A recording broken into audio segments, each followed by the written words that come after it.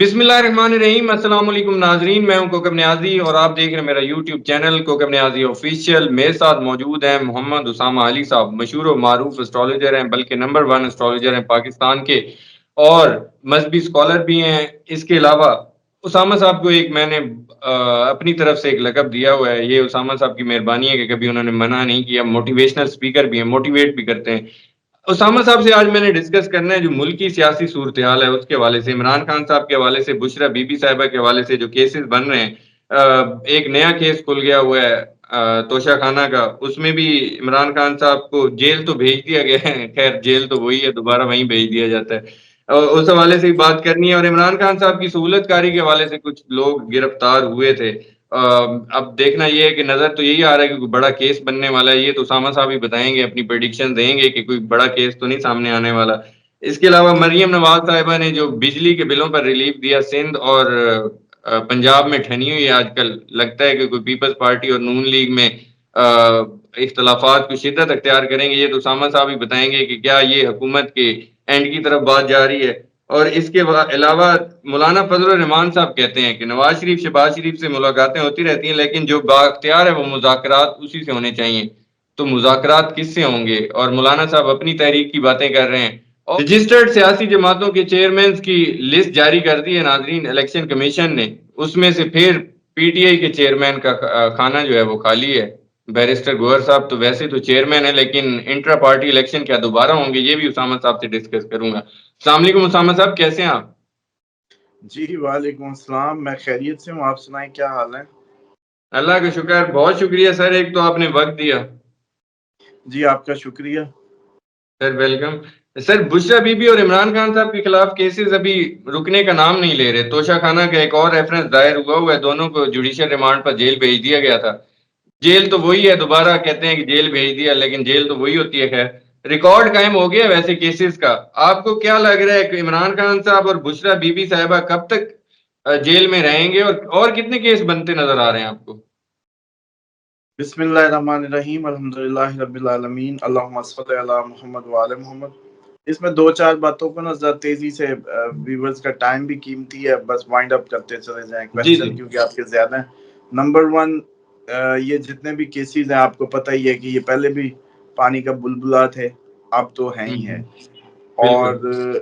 दूसरी बात ये है कि अगर इमरान खान को कुछ दिन और रखना है अंदर तो कोई लॉजिक दें। मतलब अभी पिछले दिनों भी यही था कि कोई केस नहीं था, सारे केसेस खत्म हो चुके थे, जिन पे सजाएं हुँ, थी वो खत्म हो चुके थे और अब तो फिर बिल्कुल। बेलेबल ऑफेंसेस में मामला फंसे हुए थे।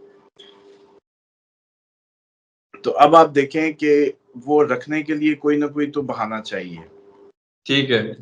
और वो अभी कुछ दिन थे। मैंने जैसे पहले बताया था कि 21-22 लास्ट एक उनके रिलीफ का टाइम था, क्योंकि 22 अगस्त से उनके कामों में डिले आ जाएगा। मरकरी उनके 4th हाउस में जैसे ही जाएगा, उनके 10th ठीक है। हाउस को देखेगा, रेट्रोग्रेड होगा तो उनकी डिलेज डाल देगा सारे मामलात हुँ, को। इसका ठीक है। मतलब है कि 22 अगस्त के बाद इमरान खान के जितने भी मामलात हैं वो स्लो डाउन हो जाएंगे, जिनमें आपको बड़ी अच्छा। तेजी नजर आ रही थी, और वो चले जाएंगे सितंबर में।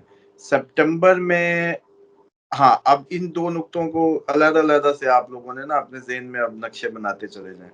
जी, जी। इमरान खान के काम अब डिले में चले गए 22 अगस्त से। 22 ठीक अगस्त है। आखिरी दिन है, मतलब उस हिसाब से। दूसरी बात कि 22 अगस्त को मरकरी रेट्रोग्रेड होगा तो इसका मतलब है अक़लों का जो अल्लाह ताला का सिस्टम है ना उसमें कमी आ जाएगी, मध्यम हो ठीक है। जाएगा। इस ठीक पे है। भी लोगों को एक्सप्लेन कर देना मैं मुनासिब समझता होता हूँ कि बाज़ औक़ात लोग इसी चक्कर में बैठे रहते हैं एक ही गल, क्योंकि पता सुर तो हमें माशाअल्लाह जितना है। मिसाल के हुँ, तौर पे सूरज निकलना है और आलू को 120 दिन चाहिए, ठीक है। आलू की फसल को।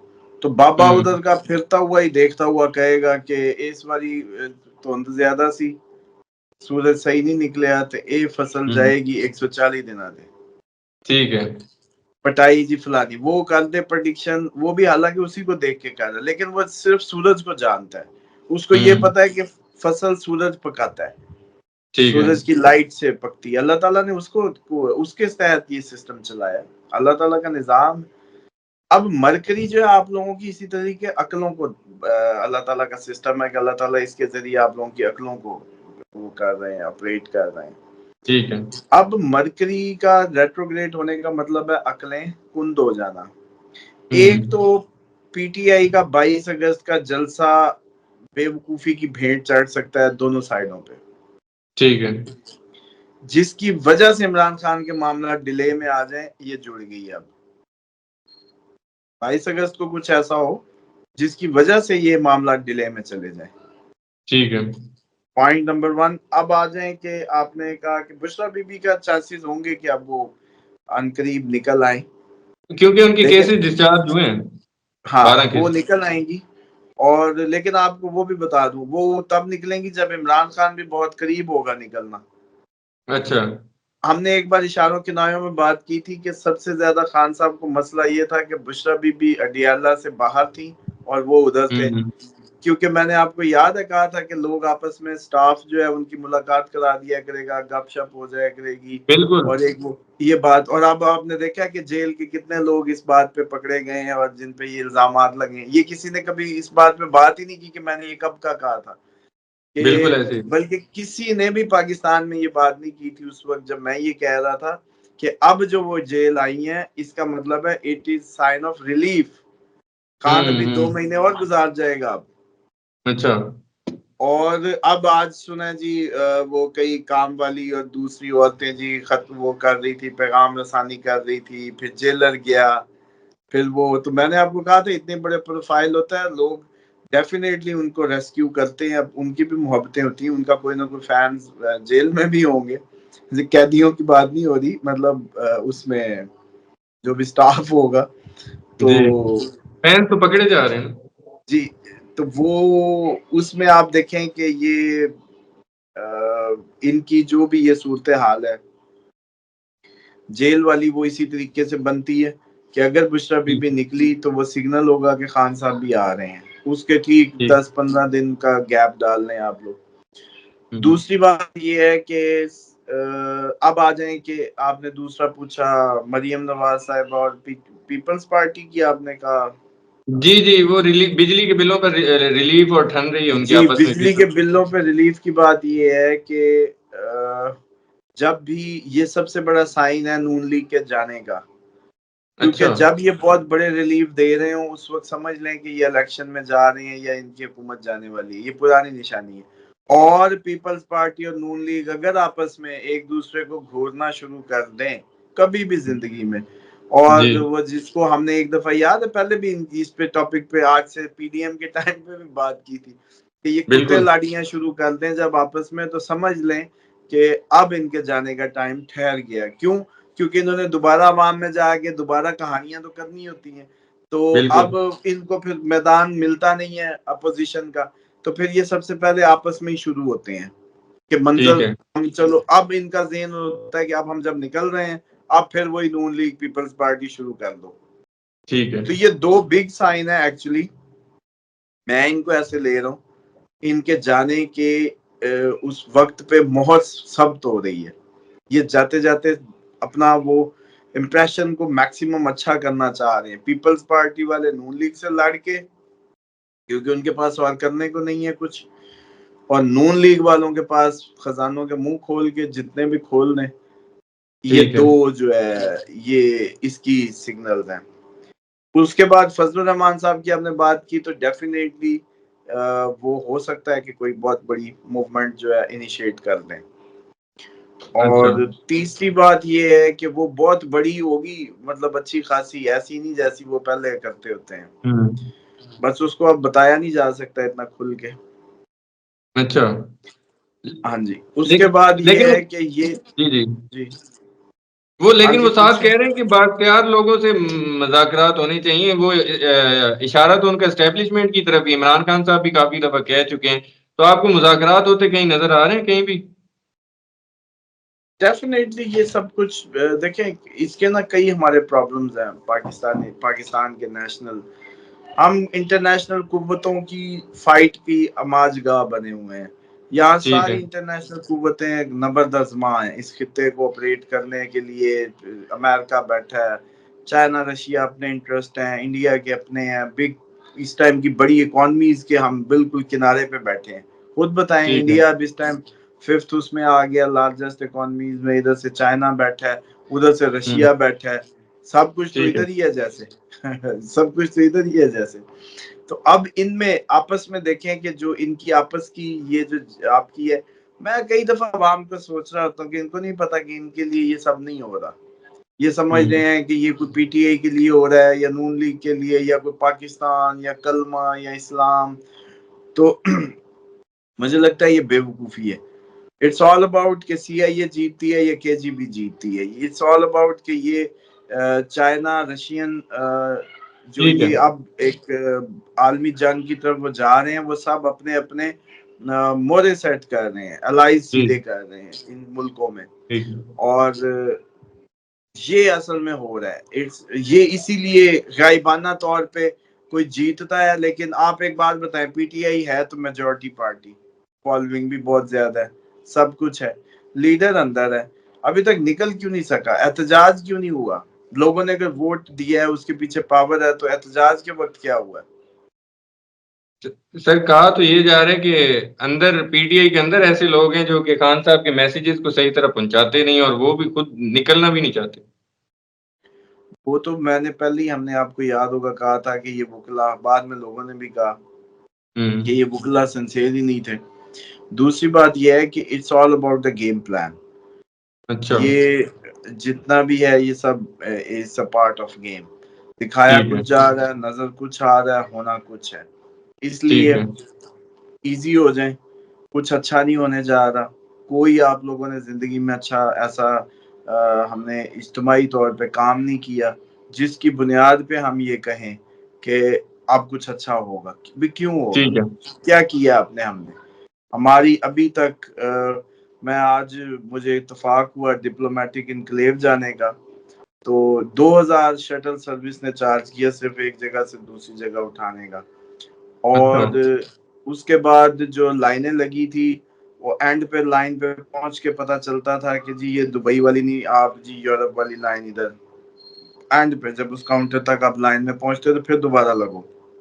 अच्छा। उसके बाद अंदर जाओ तो अम्बेसी के अंदर, मिसाल के तौर पे अम्बेसी के अंदर कोई वो नहीं थी, मतलब लोग थे। तो जो अंदर आ गए 4-5 लोग, वो खड़े हैं, दो कैसे वो काउंटर सा जैसे जेल का उनके काउंटर होता है ना, वो शीशे लगे हुए, बैंक की छोटी सी ब्रांच को छोटा कर दो, चार्जेस हाई, सब कुछ। मैं सोच रहा था कि शहबाज शरीफ साहब बाहर वालों के वीजे फ्री कर रहे हैं, अकल देखो। और अपनी मुल्क की आवाम जो बाहर जाने को उनसे 2-2 हजार रुपए शटल की फॉर्म में लिया जा रहा है बिल्कुल। उनके वीजे फ्री, बाहर वालों के अपने जी। मतलब गंदे लगते हैं। अपनी आवाम जो है गंदी लगती है, बाहर वालों के मुंह चूमने हैं। उन्होंने क्यों आना है? अच्छा जी, इससे सेहत बढ़ जानी थी उनके वीजे फ्री करके बाहर वालों के, क्या होना है? उन्होंने आना क्यों है? इतने अनरेस्ट जिधर कंट्री में हो, जिसमें पॉलिटिकल जो है डिस्टेबलाइजेशन हो, वो आएंगे क्यों? तो फ्री करो या ना करो। बल्कि जिसने आना, मजबूरी के मारे ने आना, उससे पैसे लो, ठीक है। पहला तो ये। और अपनी आवाम को जो देने का रिलीफ है, वो अपने ही मुल्क में गैर मुल्की एम्बेसीज में खड़े होके जलील हो रहे हैं। बाहर तो चलो जाके जो भी नसीब हमारा ठहरा, लेकिन यहाँ अपने ही मुल्क में तो हमें वो कम से कम उनको आप बाउंड कर सकते हैं कि जी हमारे जब वीजा लेने आए तो उनके लिए आपके पास आपकी सीटिंग कैपेसिटीज अच्छी होनी चाहिए, कोई खड़ा क्यों होगा, डिसिप्लिन होना चाहिए। और ये शटल सर्विस क्या है? ये बाहर ठीक है। वालों को मुफ्त और इधर से सिर्फ उठा के डिप्लोमेटिक काम, अपनी सिक्योरिटी को बेहतर बनाना है फॉरेनर्स की, समझ रहे हैं? वरना ठीक है। लोग अब बाहर की एम्बेसीज उसमें जाते नहीं है, सीधे जाते हैं, मुंह उठाया जाके अपने गए। आप अपनी सिक्योरिटी के बजट में इसको एडजस्ट करें। ठीक है। समझाने का मकसद ये है कि यहाँ जब ये आलम हो अवेयरनेस का कि एक तरफ वीजे फ्री दिए जा रहे हो, एक तरफ पाकिस्तानी अवाम से 2000 सिर्फ शटर की मद में लिया जा रहा हो, सिर्फ एक गली ठीक है। से अगली गली तक का, टाउन के मुंह से अंदर उठा के रखने का। और इतना सब हो रहा हो तो ये जो ओवरसीज है, ये बाहर ही जा रहा है ना, जो भी है उधर जाता है वो बाहर जी, जी। जाने वाला ही है। पाकिस्तान को इतना रेवेन्यू देता है, इतना उसमें कंट्रीब्यूट करता है, उसको आप क्या दे रहे हैं? आप जलील तो फिर भी बाहर होते ही रहेंगे, आप जितना मर्जी थ्रेश होल्ड कर लें। ठीक है। तो इसलिए ये जो चीजें है ना, ये जो रिलीफ शिलीफ, ये ड्रामेबाजी है, पॉलिटिकल स्टंट है, कुछ नहीं होना। हकीकत में जिस दिन लोग आए कौकब साहब, उस दिन वो लोग बारीकियों को समझेंगे। उनके अंदर दर्द होगा, सेंस होगी, गैरत होगी अवामी, और वो ठीक। सिर्फ अवाम ही के लिए बेस्ट परफॉर्मेंस दिया करेंगे, वो ऐसे लोग होंगे। लेकिन बिल्कुल। अभी जो वक्त है वो अपनी उसमें जा रहा है। आखिरी 2 क्वेश्चन उसामा साहब, एक तो इमरान खान साहब को अगर मैं यूँ पूछूँ अपने बर्थडे डेट से पहले अक्टूबर में, वो आपको बाहर आते नज़र आ रहे हैं? देखें, अगस्त था अच्छा मौका, अच्छा, सितंबर में अब बहुत चीजें खराब हो जाएंगी, ठीक है। और अक्टूबर में आप वैसे नहीं निकलेंगे जैसे नॉर्मल होता है कि आराम से आ गए। अच्छा, बस इससे ज्यादा इस बात को नहीं खोला जा सकता। ठीक है। मतलब इसको इसको खैर गलत ना लें, अच्छे हुँ, अंदाज में ही लें, लेकिन ये नॉर्मल वे ऑफ रिलीज नहीं होगा। ठीक है। आखिरी क्वेश्चन उसामा साहब, रजिस्टर्ड सियासी जमातों और सरबराहान की नई फ़हरिस्त जारी की इलेक्शन कमीशन में। उन्होंने पीटीआई का जो इंट्रा पार्टी इलेक्शन था उसको तस्लीम ही नहीं किया, क्योंकि चेयरमैनशिप जो बैरिस्टर गौहर साहब हैं चेयरमैन, उनका खाना तो खाली है। अब क्या लग रहा है, इंट्रा पार्टी इलेक्शन दोबारा होंगे, ये मामला अदालत ही हल करेगी फिर? देखें, ये सारी कौम के साथ मजाक किया हुआ है इन्होंने। सारी कौन सी पार्टी ने इंट्रा पार्टी कराया और आज तक जी इनको दिखाया भी है और पब्लिक भी हुआ है। बल्कि अब मैंने देखा था कि जब पीटीआई का ये इन्होंने पता खेला है, तो अब बाकी भी थोड़ी बहुत वो कर रहे थे, लेकिन सब भी बिला मुकाबला ही बने हैं। कौन सा मतलब नवाज शरीफ के मुकाबले में कौन खड़ा हुआ है वो बताए ना हमें। या हुँ, जरदारी के मुकाबले में कौन आया, या बिलावल के कौन आया। ड्रामेबाजियां ऐसी, बस कौम का टाइम जाया करना है। ये भुगतेंगे बहरहाल, जो ये एक्सरसाइज हो रही है। आपको याद है इस साल के शुरू में कहा था कि बिल्कुल। जो जो इस दफा करेगा वो रोएगा और कहेगा कि यार पिछले भी करते थे, मेरी दफा ऐसे क्यों हुआ। ये मेरे जुमले जनवरी फरवरी के आपके कानों में होंगे। चलें, आने वाले वक़्तों में देखते हैं। बड़ी-बड़ी पेशेनगोइयाँ की हैं, ख़ैर आपने ये। नाज़रीन, मोहम्मद उसामा अली साहब की आपने प्रेडिक्शन सुनी, इनके व्यूज़ भी सुने, इनके एनालिसिस भी सुने। उम्मीद करता हूँ आप लोगों को वीडियो पसंद आई होगी। फीडबैक अपना ज़रूर दीजिएगा। कोई भी क्वेश्चन हो आप कमेंट में पूछ सकते हैं, मैं उसामा साहब से आंसर ले लूँगा। मुझे और उसामा अली साहब को इजाज़त दीजिए। नेक्स्ट वीडियो में आप लोगों से फिर मुलाकात होगी। अल्लाह हाफ़िज़।